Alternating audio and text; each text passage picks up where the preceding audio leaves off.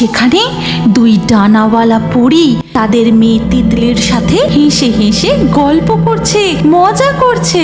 অনেক দিন আগেকার কথা, এক ঝড় বৃষ্টির রাতে শিমুলিয়া গ্রামের জঙ্গল থেকে বেরিয়ে আসে এক গলা ঘোমটা মাথায় এক নারী।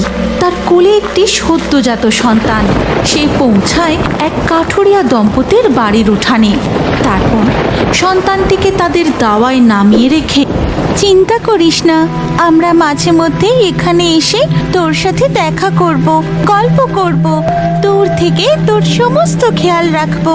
আর তুই যখন বড় হবি, যখন তোর মহাজাগতিক শক্তি পূর্ণ লাভ করবে, তখন তোকে আমরা আবার আমাদের রাজ্যে ফিরিয়ে নিয়ে যাব।